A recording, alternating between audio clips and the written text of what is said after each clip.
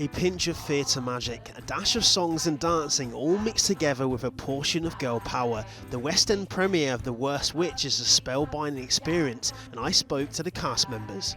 Hi, I'm Danielle Bird and I play Mildred Hubble.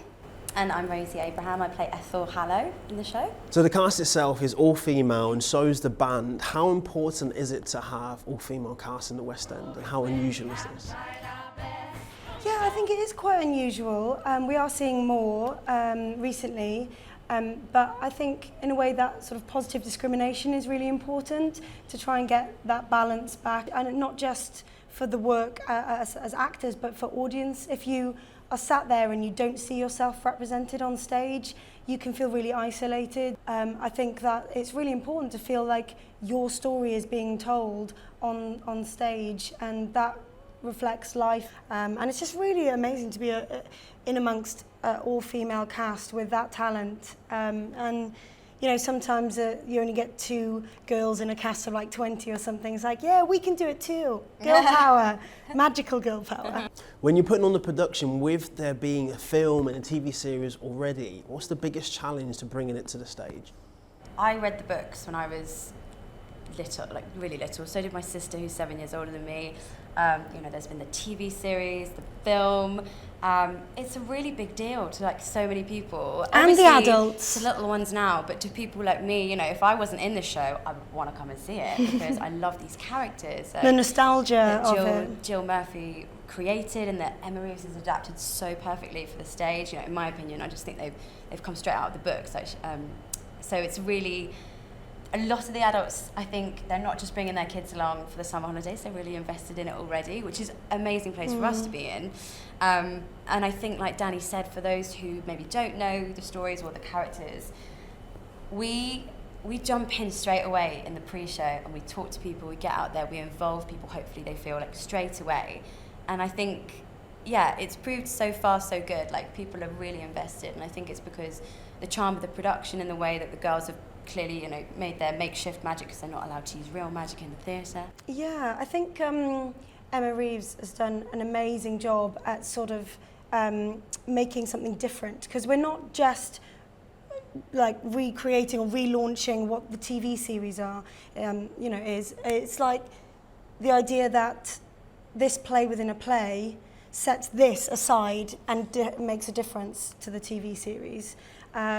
So in that way, we don't have to, it's not a challenge it's not competition, it's sort of different in its own right and a different style, although with the well-loved and familiar characters and storyline, you know, so it's got that different personal theatrical element to it. So can you tell me your earliest magical memory?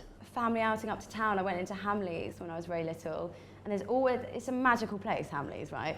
Apart from when you're an adult and it's just a bit expensive. Yeah, but there was something about disappearing coins, and you know, someone from the crowd gave £1 and then it disappeared, and I remember being like, that is amazing, but he needs his £1 back. So everyone has an unconscious inability to do anything. So you don't know you can't do something until you've tried it. And then you try it and you find out you can't do it. So it becomes a conscious inability. But then you have to practice it and you get good at it, but it becomes a conscious ability. You're thinking about what you're doing whilst you're doing it. Eventually, you become so good at it, it becomes an unconscious ability. So without even thinking about it, you can do it. Now I've given Antoine here the power to do origami with this napkin to an unconscious ability level straight away. Watch. Magic consultant John Beleed has the special role of ensuring the actors and the show leaves each audience member with their own magical moment. So John, you are the magic consultant for the show. Yeah. What is a magic consultant? Most people have never even heard of that job. That's a great question. And so I designed all the effects that are in this show, especially in the second half where the real magic takes over. And my background is as a magician, as an actor. I started learning magic when I was 7 and went pro when I was 18. So when you were 7, did you ever think it would get you to the stage where you're bringing magic to the stage? No, but when I look back with hindsight, it was very clear that was going to happen. My grandfather was a stage manager at the Theatre Hall in Newcastle, and I grew up playing with model theatres at his house, so we used to move things around and talk about how you could use the theatre to do magic tricks with. when I was a kid, and it's only now that I start to realise that he was essentially training me to do this job.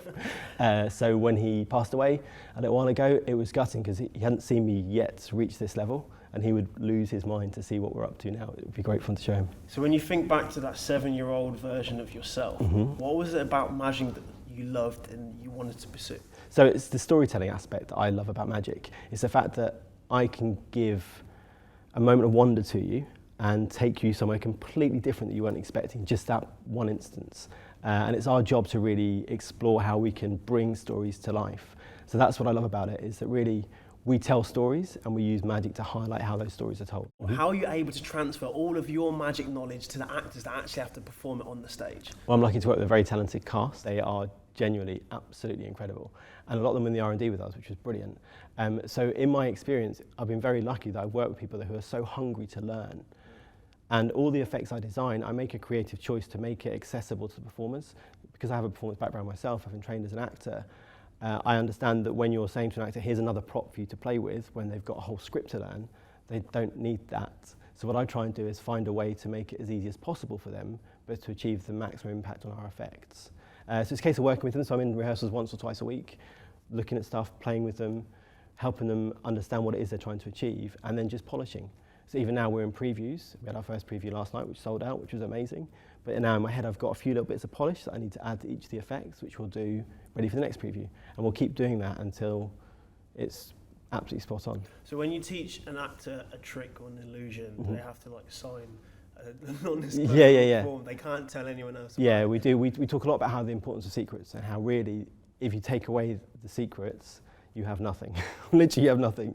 So yes, it's all about having a trust with them and explaining to them, don't expose what happens, because you'll find that when people know how it works, they just are quite disappointed really, because it's not that exciting. The exciting bit is when it works on stage with everything, with the lights and the sound and the story and all that working, that's what you aim for. And if you take away that secret, you lose that. So we very much make sure they understand, don't give it away, no matter who asks you. I mean, the stuff that I don't tell my wife, because I want her to be surprised when we get in the room to watch it together. Even the rehearsals sounded magical. We weren't allowed to film the illusions, but you can see them for yourself as the stage adaptation of Jill Murphy's books will be enchanting audiences until September. Wow, that's so impressive. Antoine Allen, ITV News.